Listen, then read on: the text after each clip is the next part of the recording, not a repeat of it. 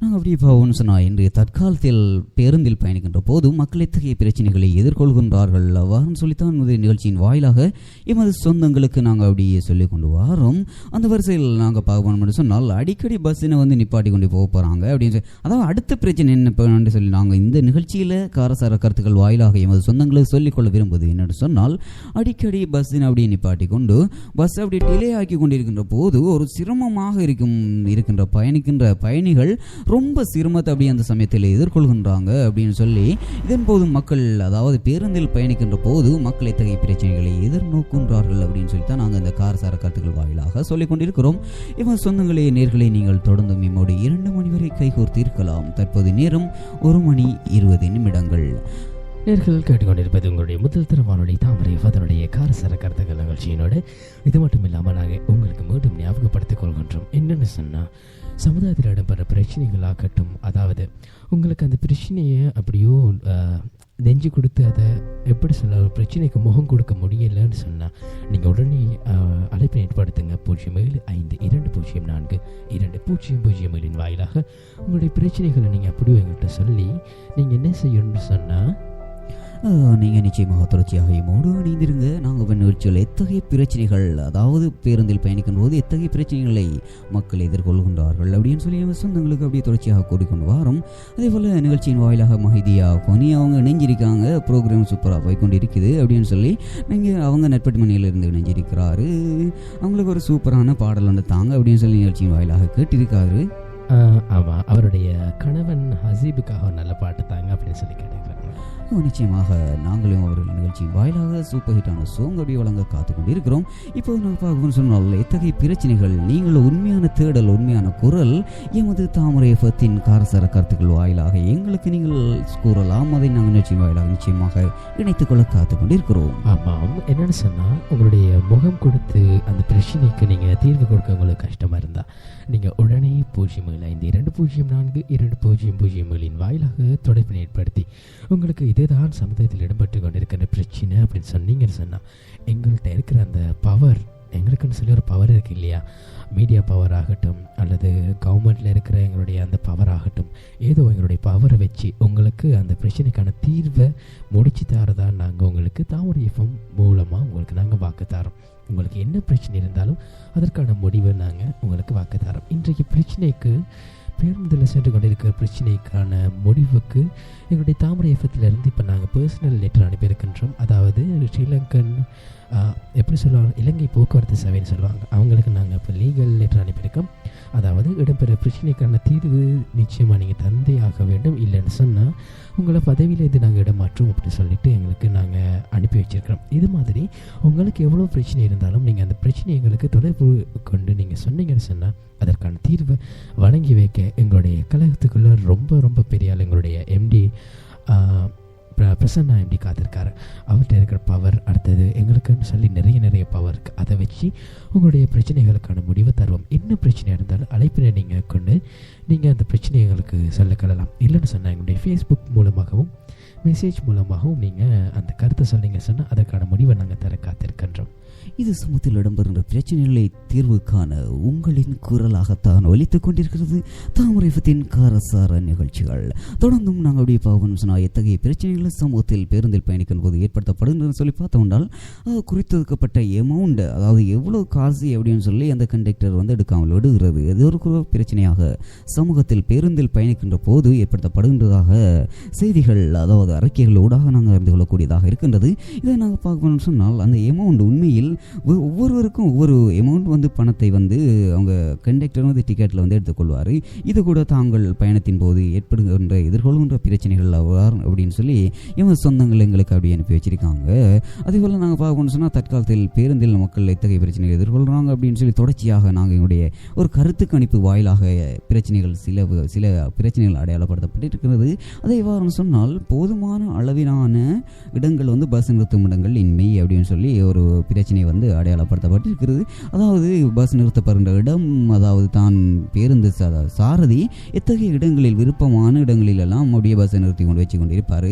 இதனால் பயணிகள் ரொம்பவே அசௌகரியமான நிலைமைகளுக்கும் அவங்க மனதிலே ஒரு சஞ்சலங்களுக்கு உட்படுகின்றாங்க அப்படின்னு சொல்லி அந்த கருத்து கணிப்பினூடாக அறிய கிடைக்கின்றது. அதுபோல் சொந்தங்களே, நாங்கள் பஸ்ஸை வந்து கூடுதலான நேரம் வந்து டிலே பண்ணி கொண்டிருக்கிறது.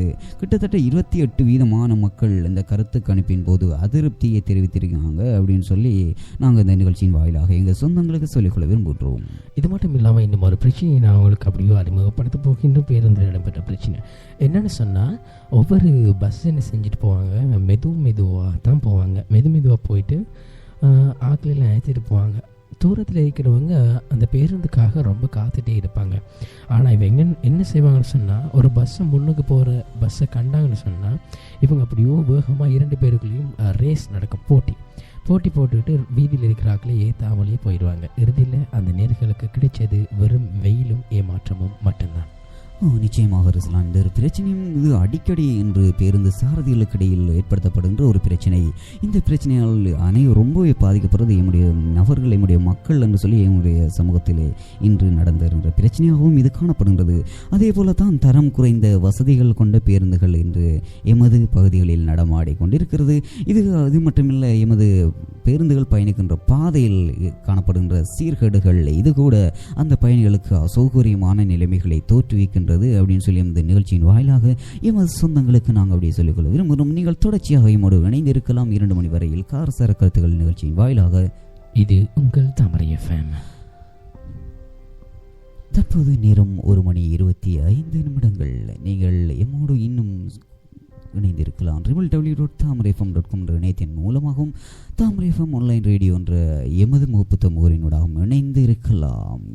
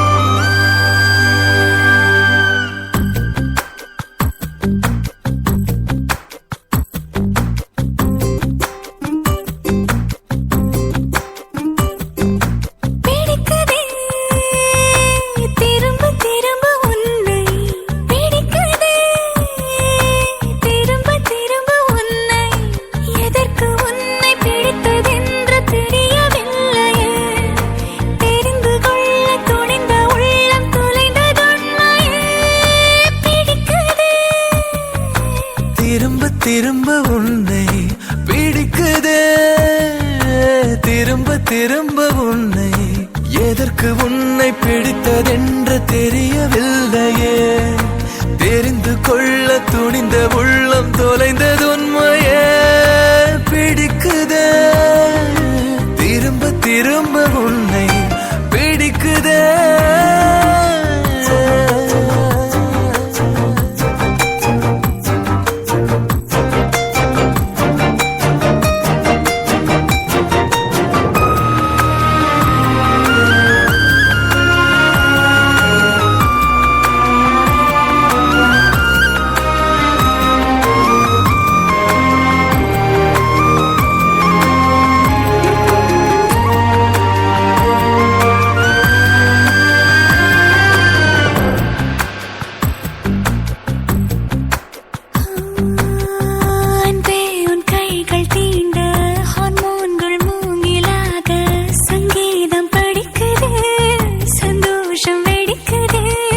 சாகாமல் வாழ்வதற்கு காதல் உண்டு என்பதை சொன்னாய், நேரில் வந்து நீ எனக்கு தேவதை.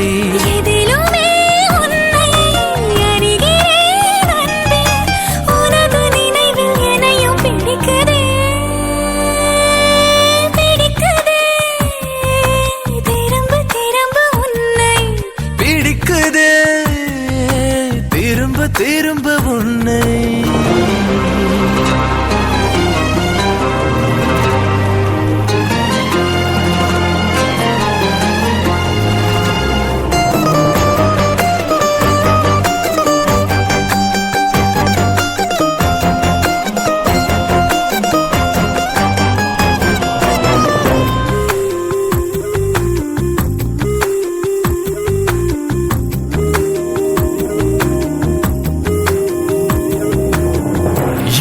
பொழுது தூரவில்லை என்றாலும் வானவில்லை, உன்னாலே ரசிக்கிறேன் தன்னாலே சிரிக்கிறேன். கண்ணாடி போன்ற நெஞ்சில் கண்ணெறிந்து போகிறாய், வாழாத நாளை கூட சேர்த்து வாழ வைக்கிறாய்.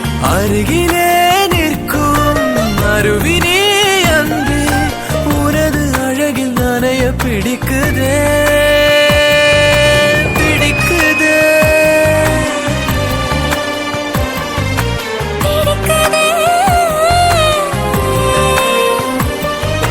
பிடிக்குதே, திரும்ப திரும்ப உன்னை பிடிக்குதே, திரும்ப திரும்ப உன்னை. எதற்கு உன்னை பிடித்ததென்று தெரியவில்லையே. தெரிந்து கொள்ள துணிந்த உள்ளம் தொலைந்ததுண்மையே. பிடிக்குதே, பிடிக்குதே.